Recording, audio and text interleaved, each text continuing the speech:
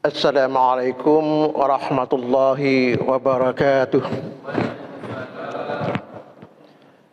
Alhamdulillahilladzi anzalal Qur'an hudan linnasi wa bayyinatin minal huda wal furqan. Asyhadu an la ilaha illallah wahdahu la syarika lah.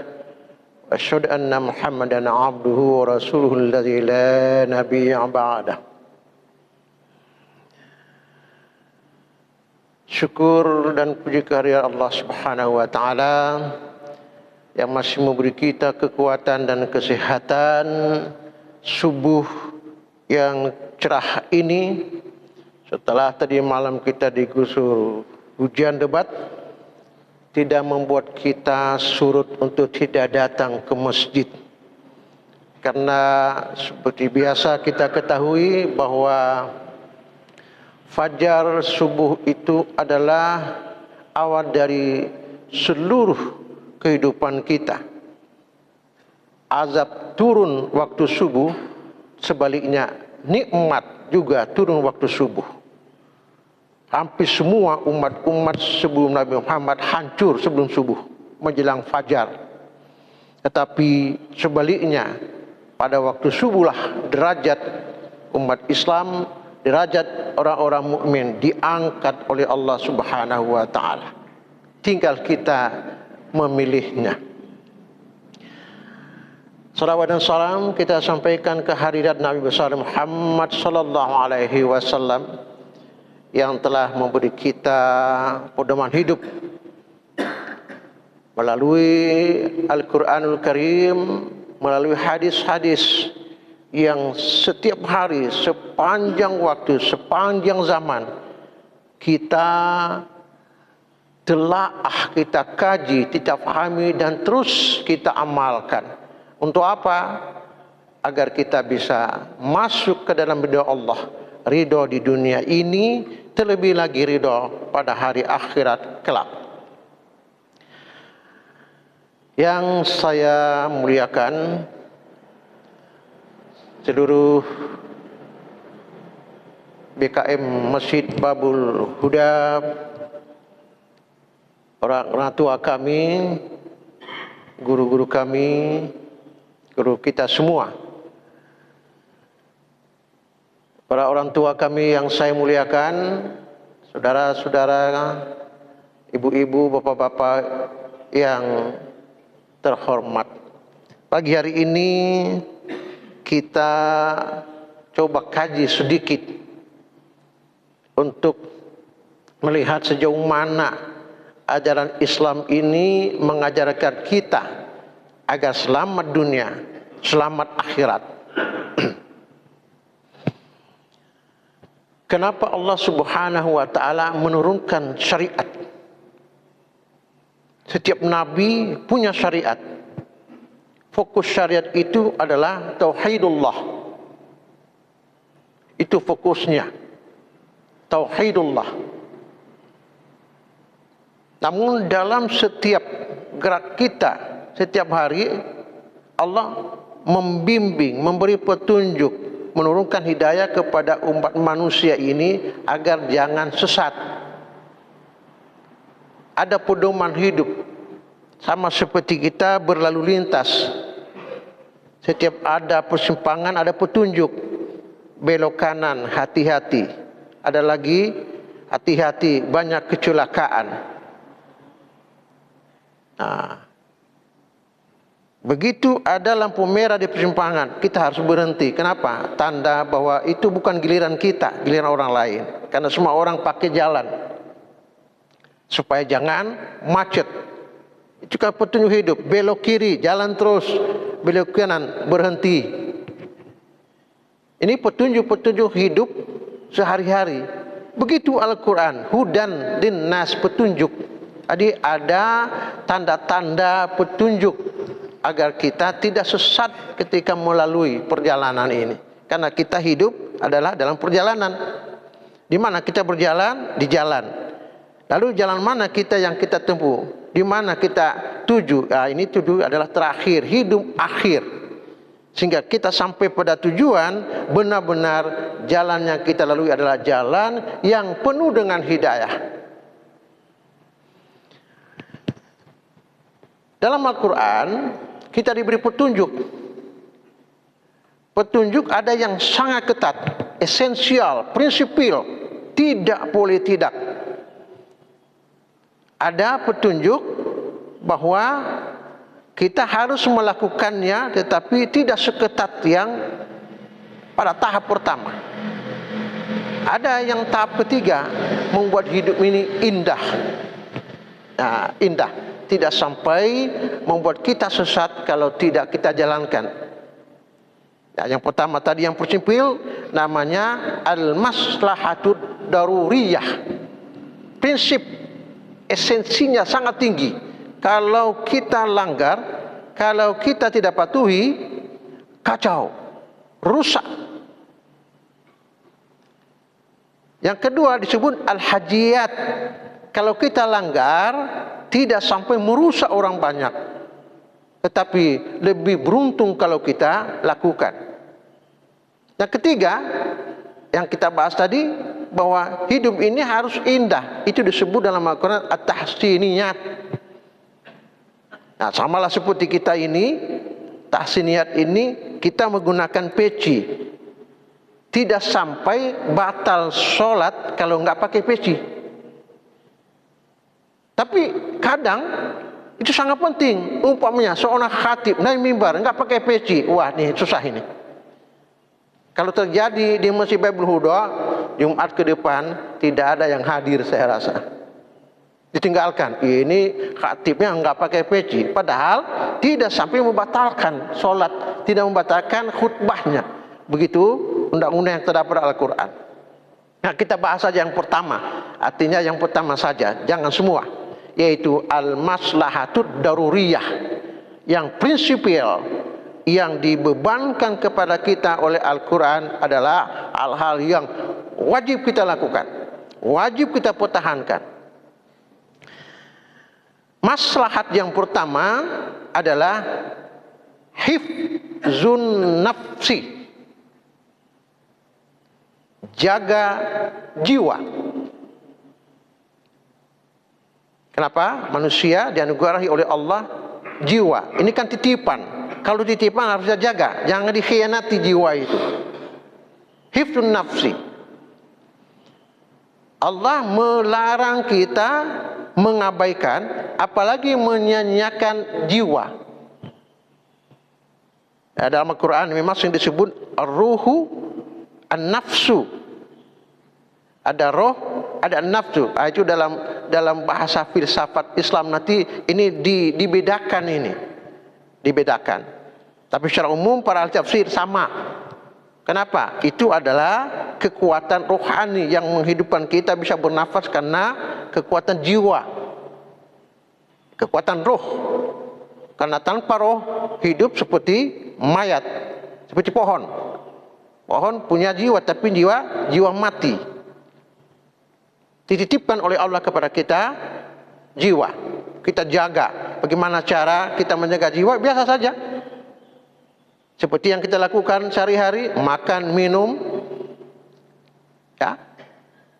Pelihara lagi dengan apa? Ya, dengan seperti ini. Majelis ta'lim, ceramah, kita dengarkan apa yang kita dengarkan, kita amalkan, yang baik kita ambil, yang buruk kita buang. Nah, dalam Al-Quran disebut tazkiyatun nafsi, qad aflaha man tazakka. Beruntung orang yang selalu mensucikan diri. Ini aspek pertama. Karena itu tidak boleh kita bermain-main dengan jiwa. Yang bisa jiwa itu hilang. Maka Allah mengatur di samping secara internal dari diri kita sendiri, harus kita jaga jiwa itu tidak celaka. Juga ada pihak eksternalnya. Artinya jangan kita coba-coba mengganggu jiwa orang, atau kita diganggu jiwa kita. Maka dalam hal ini Al-Quran melarang bunuh diri. Nah, ini yang bersangkutan sendiri, dia nggak ada pandangannya bahwa jiwa ini sangat penting karena situasi hidup sangat sulit dan lain sebagainya, maka dia cabut nyawa sendiri. Dia mendahului takdir Allah, begitulah bahasa tauhidnya. Dia cabut dengan bunuh diri. Sebaliknya, jiwa kita dicabut atau jiwa orang lain kita cabut. Jadi mencabut nyawa ini. Maka karena ini hal yang penting harus dijaga, hifzun nafsi ini tidak boleh diganggu, tidak boleh dicelakakan. Maka akibat dari penggunaan atau akibat dari kecelakaan kita dalam menggunakan jiwa, maka setiap aspek yang buruk daripadanya masuk dalam kategori dosa besar. Jangan bunuh diri, jangan membunuh orang lain. Dosa besar. Hanya syafaat Allah langsung yang bisa membebaskan dosa itu. Nah, pokoknya Nabi Muhammad SAW nggak pernah, Nabi Muhammad tidak pernah ikut salat orang yang bunuh diri.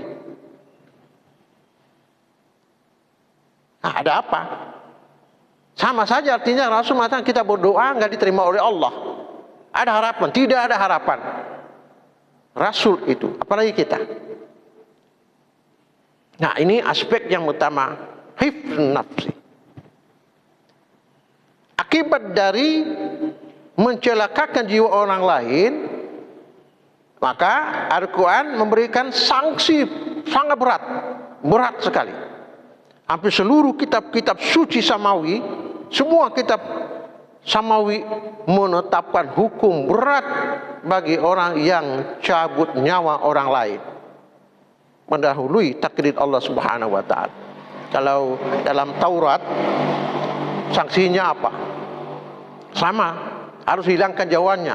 Tetapi cara pelaksanaannya beda yang disebutkan oleh Al-Qur'an. Dalam Taurat disebutkan orang yang membunuh atau menghilangkan nyawa orang lain, maka ia harus menghilangkan nyawanya sendiri di depan umum. Mirip dengan dunia persilatan di Jepang, bunuh kalau udah kalah kan langsung buat. Ya, dia eksekusi diri sendiri.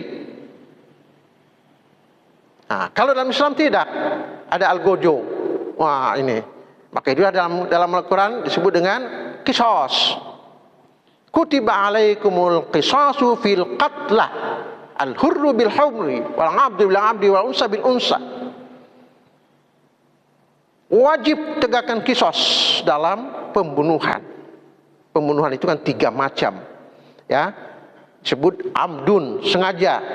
Kedua, syibhul abdi, menyerupai sengaja.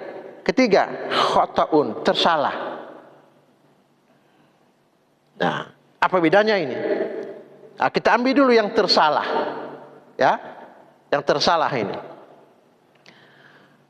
orang tidur di atas, umpamanya di atas ranjang, kawan di bawah.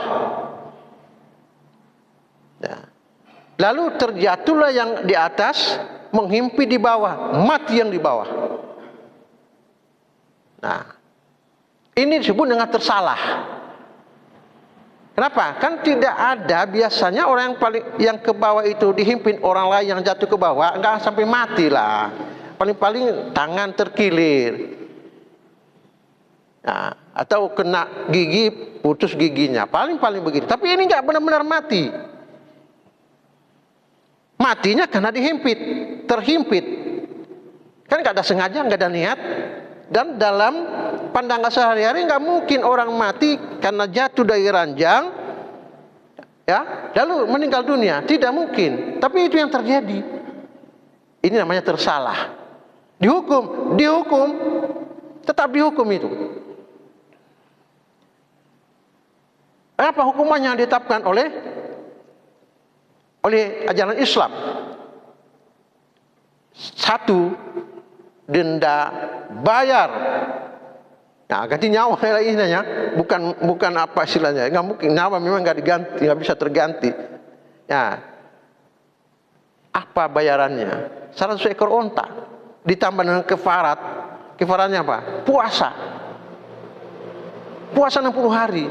Tapi dia nggak dihukum penjara, nggak dihukum apa penyiksaan, tidak ada. Hanya itu saja dia. Yang kedua, syibul amdi, menyerupai sengaja. Apa contohnya? Ada orang yang hobi kemana? Memburu babi hutan. Ya, di komplek Arun itu udah banyak babi itu sekarang di situ. Ya, orang menjelang subuh begini ada orang yang mengitim-itim mana babi lewat, tembak. Ketika ditembak, ternyata pas lewat orang, kena, mati.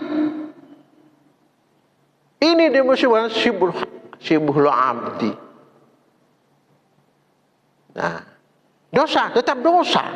Walaupun dosa itu akan dihilangkan oleh Allah setelah sanksinya sama dengan tadi yang al-khata', yang tersalah itu. Ya, ada kifaratnya, ya, kemudian bayar denda.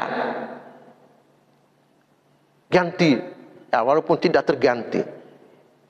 Tapi tingkat atasnya namanya abdun, sengaja. Wah, ini yang dalam bahasa KUHP, Kitab Undang-Undang Hukum Pidana, ada niat. Itulah sengaja itu. Sama kita ke masjid, ya, itu niat kita sholat. Udah ada niat. Dari rumah kita menuju masjid, itu niat sudah ada. Lalu kemudian dikuatkan dengan lafal-lafal. Ada yang menguatkan dengan lafal. Sholli fardhu subhi. Dua kena lafal. Tapi tanpa kita ucapkan itu pun sudah ada niat. Kenapa? Enggak mungkin kepajak ketika kita menggunakan kain sarung lalu menuju ke Babul Huda. Enggak mungkin. Itu namanya niat. Al-qasdu, kesengajaan yang muncul dalam hati bahwa apa yang akan dikerjakan dia tahu persis. Nah, seperti itu juga pembunuhan sengaja. Nah, ini yang berlaku hukum qisas tadi, nyawa harus dibalas dengan nyawa. Ada bukti, ada, udah tak usah digoreng-goreng lagi. Pasal ini meringankan, jangan, nggak ada yang meringankan, nggak ada. Tak bisa. Kalau itu kisah, berapa orang yang membunuh? Boleh nggak 10 orang ramai-ramai membunuhnya satu? Dapat kisah nggak? Dibunuh yang 10 ini. Nah, kita di masa Umar bin Khattab terjadi. Apa sebabnya? Ada permusuhan antara pemuda-pemuda Yahudi dengan satu orang Muslim. Nah, nama juga ada geng juga di situ ya, waktu itu. Maka mereka berpikir kalau satu orang yang membunuh nanti bisa dibunuh kita dalam Islam karena dikisos. Karena udah tahu mereka bahwa ada kisos dalam Islam. Nah, cara mereka bagaimana supaya terlepas? Ramai-ramai membunuhnya. Mati. Ketahuan yang membunuhnya banyak. Maka Umar bin Khattab mendatangi tempat di mana pembunuhan itu terjadi. Dia tanya, siapa yang membunuh? Enggak ada yang mengaku. Pada akhirnya ketika dipaksa oleh Umar bin Khattab, kalau enggak ada yang mengaku, satu kampung ini saya bunuh. Dikisah semua. Akhirnya satu-satu mengaku, saya, tapi bukannya saya sendiri. Saya tidak sendiri. Ada. Terdapat lebih 10 orang yang mengaku ikut membunuh. Bingung Umar bin Khattab, bagaimana ini? Ini dalam Al-Quran satu, nyawa satu. Nah, lalu diskusilah dia bersama Ali bin Abi Thalib, Utsman bin Affan, dan beberapa tokoh sahabat waktu itu. Itu didiskusikan bagaimana ini. Kalau Ali bin Abi Thalib, tak mungkin hanya satu, pilih aja satu, itu yang dikisos. Karena banyaknya ragam pendapat waktu itu, Umar bin Khattab mengambil kesimpulan kalau ini dibiarkan satu demi satu, ya, pemuda Islam dibunuh orang Yahudi. Kenapa? Mereka terlepas dari pembunuhan banyak. Maka akhirnya yang membunuh yang mengaku tadi dikisos oleh Umar bin Khattab yang ditegakkan adalah hukum Islam, bukan hukum Taurat. Nah, ini juga sebenarnya berlaku dalam KUHP. Cuman orang malu-malu mengatakannya, atau persoalannya adalah, oh ini bisa berbahaya. Kalau untuk masyarakat awam mungkin bisa lah. Tapi kalau udah di atas dia nggak mungkin. Kenapa? Oh ini apa yang terjadi di Indonesia saat ini kan kita saksikan bersama. Ya, sinetron terpanjang, luar biasa hari-hari. Sakit telinga kita. Kenapa? Masing-masing versi muncul sinetronnya dengan episode-episode berlain. Ya, episode pihak A begini, B begini, C macam-macam. Belum lagi episode yang dibuat oleh yang bersangkutan. Harga diri, udah harga diri itu. Hingga kita menunggu ini apa yang terjadi akan datang. Karena dalam pasal tentang pembunuhan udah muncul itu. Kalau sengaja ada niat, itu hukuman mati. Di Indonesia nggak terhapus, belum dihapus hukuman mati, belum, masih ada. Apa jadi hukuman mati nanti atau tidak? Berapa orang yang terlibat? Para misteri-misteri itu di dalam. Ya, ini yang kita sekarang mungkin nggak lagi tertutup ya. Informasi tentang pembunuhan yang luar biasa yang sama-sama kita baca dalam berbagai informasi di Indonesia ini. Bahkan bukan hanya lagi kita di Indonesia ini yang menyoroti, hampir seluruh dunia menunggu di mana penegakan hukum di Indonesia. Kenapa? Yang bersangkutan sudah mengaku. Kalau sudah mengaku berarti ada niat yang terkandung di dalamnya, memang diakui ada niatnya. Kalau ini lepas, ini berbahaya. Maka muncullah ide hapus lembaga kepolisian. Karena itu kenapa? Karena mereka yang melakukan, mereka juga yang menerapkan peraturan hukum itu. Mereka yang melanggarnya. Ya udah, kalau begitu nggak berlaku. Kenapa? Dalam mata hukum semua orang sama, kedudukannya sama. Ya, di Guatemala kepolisian dihapus. Nggak ada lagi kepolisian di Guatemala itu, negara Guatemala. Nggak ada, karena itu peristiwa seperti ini. Nggak ada lembaga kepolisian di Guatemala. Ya, dibentuk kop baru yang bukan polisi. Wah, ini satu-satu negara yang nggak ada polisi. Tapi apa mungkin Indonesia dihapus? Enggak lah, janganlah dihapus. Hanya gara-gara yang 4 sampai 10 orang itu janganlah. Ya, istilahnya kalau masuk tikus di rumah, jangan rumahnya kita bakar. Ya kan? Ya kita kejar aja tikusnya, kasih lem atau kasih perangkat, terjepit, udah selesai perkara. Jangan rumah yang dia. Nah, jadi seperti itu penegak hukum ini. Kenapa? Kalau ini kita jalankan, maka hifzun nafsinya hilang. Enggak terpelihara lagi jiwa manusia nanti. Kenapa? Yang masa kuat gampang kali menghilangkan nyawa orang lain. Orang udah takut. Orang udah takut. Yang merasa baik-baik sebelumnya kok jadi terjadi seperti ini. Apalagi yang tidak baik-baik. Terancam. Jiwa terancam. Di mana tempat di dunia ini yang tidak aman? PBB malu-malu mengakuinya.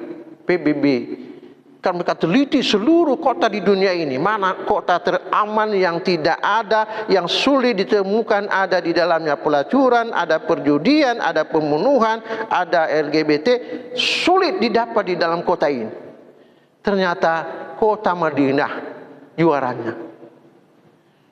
PBB yang bilang, ini bukan saya. Kota paling aman di dunia yang sulit didapatkan tingkat kriminalnya adalah kota Madinah.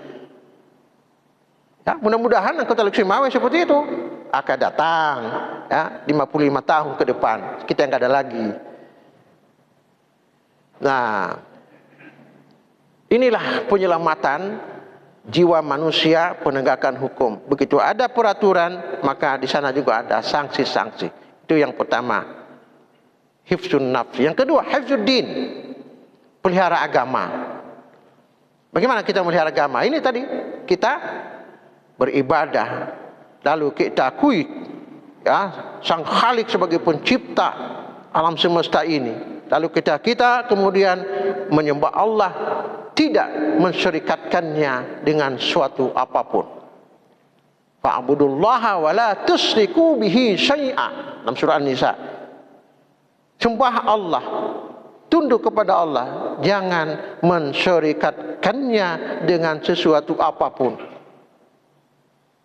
Inna syirka la zulmun azim, dalam surah Luqman, syirik itu adalah kezaliman yang sangat besar. Sampai 76 kali Allah menyinggung kata-kata syirik dalam berbagai bentuk syirik, mulai syirik besar hingga syirik kecil. Kita harus hati-hati ini. Ya, jadi kita jaga agama Hifzuddin ini lewat ibadah kepada Allah. Ya. Lalu kalau ada yang menyerang atas nama agama, wajib kita pertahankan. Kalau ada yang hina, memfitnah agama, maka kita belanya, nggak boleh diam. Nah, begitu banyak sekarang yang sudah terjadi tentang penghinaan terhadap agama. Belum lagi orang-orang yang murtad keluar dari Islam, menghina agamanya, menghina agama yang sudah dilalui. Ya, sama si Ibrahim yang justru guru pesantren di Indramayu, Az-Zaitun, murtad, kan? Karena bagaimana yang lalu? Ya, sampai dihantam, ditinju kepalanya sama Napoleon, ya, yang begitu besar. Nah, dia musuh jadinya. Ya, dia alumni Fakultas Agama, tetapi menghantam Islam. Anaknya dua, Saddam Hussein dengan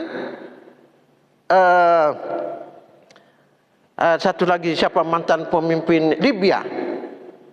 Dua namanya di ini. Ini menjadi lawannya ini. Gaddafi, ya. Dua anak Saddam Hussein dan Gaddafi. Udah dilawan. Ketika anaknya menasihati dia, ya, balik ke Islam, murtad, kekal di neraka. Dia bilang, kamu masuk Nasrani. Kenapa? Islam itu tidak benar. Udah. Sampai dia juga kecam anaknya, kamu durhaka kepada orang tua. Ya, durhaka? Enggak, durhaka itu melawan orang tua untuk mengarahkannya menjadi orang baik kembali, tidak dosa, bukan durhaka. Wa yajahadaka ala an tusyrika bima laisa laka bi'ilm fala tuti'huma wa sahibhuma fid dunya. Ya, kalau kamu dihadapkan satu pertentangan terhadap orang tua untuk mensyarikatkannya, itu jangan patuhi, kata Allah. Fala tuti'huma, jangan patuhi orang tuamu karena berhubungan dengan Allah Subhanahu wa taala. Masalah dunia bolehlah kamu bergaul, tapi ini tadi bertentangan dengan anaknya. Nah, ini kita harus jaga. Jangan agama dicaci maki, dihina atau dilecehkan orang. Sama seperti yang dilakukan Salman Rushdie, ayat-ayat Allah itu disebutnya sebagai satanic verse, ayat-ayat setan. Muslim dia itu, orang India aslinya, menjadi warga negara Belanda, sekarang warga negara Amerika. Tempoh hari udah dihantam sama salah seorang ini cerita-cerita. Kenapa? Itu karena ada rasa bahwa orang yang menghantam dia, melukai dia itu sudah terganggu agamanya. Peristiwa tahun 1989 sudah terbalas dengan sekarang ini. Sampai sekarang masih di rumah sakit, terancam tidak bisa mendengar lagi. Wah, ini Salman Rushdie kelakuannya. Muslim. Kenapa? Sudah terganggu.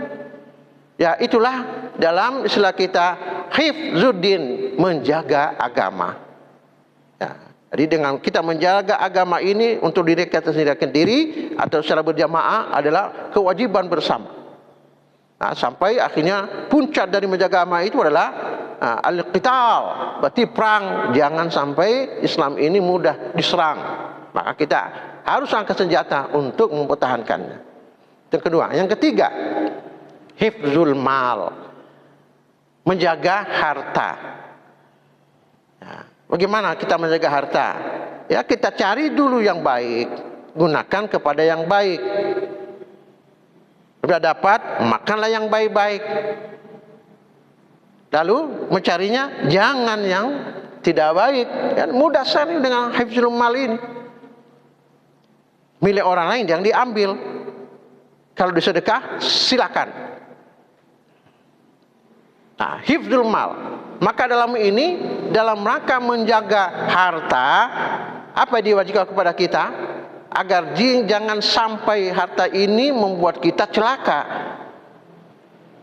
Jangan bermain hal-hal yang berhubungan dengan masuk kepada pintu yang haram-haram, riba, mencuri, judi online dan lain-lain sebagainya. Sekarang sudah banyak mencari harta dengan cara-cara yang tidak halal. Itu kita harus jaga, bersih. Yang bersih saja yang kita lakukan disuruh dibersihkan oleh Allah. Itulah zakat. Yang sudah bersih dibersihkan. Boleh nggak orang yang mencuri, merampok, korupsi, lalu kemudian digunakan untuk membangun, mensedekah? Wah, ini susah ini. Boleh nggak itu? Dapat pahala nggak? Udah jelasin nggak? Nah, kalau salah satu pidato Abdul Somad, ambil aja, gunakan untuk kepentingan umum, jangan untuk masjid. Gunakan untuk kepentingan umum, beli apa, perbaiki jalan, umpamanya kalau ada korupsi seperti itu dia sumbangkan, tapi jangan untuk kesejahteraan masjid. Nah, ini sampai di situ kita menjaga harta. Jadi tidak boleh mengambil barang orang lain secara tidak sah. Itu sama-sama kita maklum, ilegal. Itu disebut dengan hifdzul mal. Keempat, hifdzul akli, jaga akal. Nah, bagaimana kita menjaga akal? Ya, kita penuhi hal-hal yang dapat membangun dan membuat akal kita sehat. Jangan menggunakan hal-hal yang dapat merusaknya. Apa yang merusaknya? Ini udah sama mereka maklumi sekarang. Dengan menyebarnya benda-benda narkotika di tengah-tengah masyarakat saat ini kan merusak. Allah sudah tahu bahwa kalau dipakai akan merusak. Ya, di beberapa kota di Meksiko itu sudah ada pembebasan boleh menggunakan narkoba, tapi di kota yang sudah ditentukan, di kota. Di luar itu menjadi kejahatan, ditangkap. Tapi kalau digunakan, dijual di kota-kota yang ditentukan boleh. Nah, sekarang Amerika mulai meniru ini. Ya. Jadi siapa yang mau yang nyabu-nyabu silakan di kota sana, jangan di luar itu. Mana tahu di Indonesia nanti juga ada kota-kota sendiri. Tapi mudah-mudahan bukan Loksemawe lah. Nah, menjaga akal.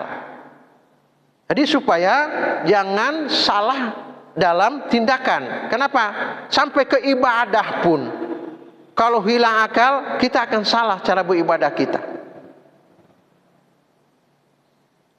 Maka dalam Al-Quran mengharamkan khamar, mengharamkan minuman-minuman keras. Kenapa? Itu kalau nanti beribadah salah bacaannya. Begitupun Allah Subhanahu wa taala sangat mudah memberikan penjelasan bahwa dalam Al-Quran itu ada pentahapan. Ya, pentahapan tidak langsung khamar itu dihentikan, tetapi bertahap sampai 3 tahap. Tahap pertama adalah Allah mengatakan tentang manfaat, ismuhuma akbaru min naf'ihima. Ini hanya sebagai info bahwa mudaratnya lebih besar dari manfaatnya. Belum terlarang, karena masih banyak sahabat-sahabat yang menggunakan khamar, hobi. Tahap kedua bagaimana? Allah mengatakan wala taqrabus sholata wa antum sukara. Jangan dekati salat dalam keadaan mabuk. Ini ada riwayatnya, ada asbab nuzulnya. Kenapa? Ada sahabat dalam keadaan mabuk dia salat, ternyata bukan ayat yang dia baca, syair. Kedengaran sama Ali bin Abi Thalib, apa yang dia baca? Seharusnya Al-Fatihah, seharusnya ayat-ayat, ternyata lagu dangdut yang dibacanya. Oh, ini merusak. Nah, Ali bin Abi Thalib kemudian lapor kepada Rasulullah. Ini yang terjadi. Oh, ini bahaya. Apa yang terjadi? Nah, akhirnya turun ayat terakhir. Innamal khamru wal maisiru wal ansabu wal azlamu rijsun min amali syaitan fajtanibuhu. Ya, yang sudah terlanjur dan akan terlanjur, ya, minum khamar, judi, itu dianggap sebagai perbuatan syaitan. Nah, fajtanibuhu. Ya, pada masa Rasul itu kan dicambuk. Ya, dicambuk sampai 40 kali. Yang ketahuan, pada masa Umar dicambuknya 80 kali. Nah, ada nggak kita di kanun kita bahwa yang mabuk menggunakan benda-benda haram ini dicambuk atau tidak? Nah, ini yang harus kita jaga, bahwa menjaga akal adalah wajib. Yang terakhir, hifdzun nasli, menjaga keturunan. Nah, menjaga keturunan, maka Allah mensyariatkan membentuk lembaga. Nah, apa lembaga? Lembaga perkawinan. Agar jangan sampai terjadi percampuran. Percampuran jenis. Diatur sedemikian rupa. Sehingga umat Islam khususnya yang mempercayai Al-Quran itu adalah kitab suci, ini harus kita patuhi. Ini kita sudah melakukannya, tinggal banyak orang yang melanggarnya. Dengan masyarakat kita, pergaulan bebas, belum lagi perkawinan sejenis, ya, hampir saja disetujui, ya, di DPR tentang perkawinan sejenis. Kan berbahaya ini. Nah, ujung-ujungnya orang yang mau kawin sejenis sudah berangkat ke Eropa dulu. Di sana boleh kawin sejenis, silakan. Tapi Islam tetap kokoh. Mudah-mudahan juga akan datang. Jangan sampai diundangkan bahwa perkawinan sejenis itu adalah legal. Nah, jadi oleh karena itu 5 yang harus kita jaga ini tadi adalah hifdzun nafsi, jaga jiwa, hifdzuddin, jaga agama, hifdzul mal, jaga mal, harta. 4, jaga akal. Yang terakhir, jaga keturunan. Kalau ini sudah berjalan dengan baik, maka tidak pernah ada kekacauan. Maka disebut dengan al-maslahatud daruriyah. Maslahat daruriyah, masalah prinsipil yang harus dijaga oleh setiap individu muslim. Mudah-mudahan Allah Subhanahu wa taala memberi kita berkah, selalu memberi kita hidayah dalam rangka memahami syariat Islam ini yang cukup luas, sedangkan ilmu kita masih sedikit. Saya mohon maaf kalau ada kesalahan dan kekurangan. Nas'alullaha khairal jazaa wat taufiq. Wassalamualaikum warahmatullahi wabarakatuh.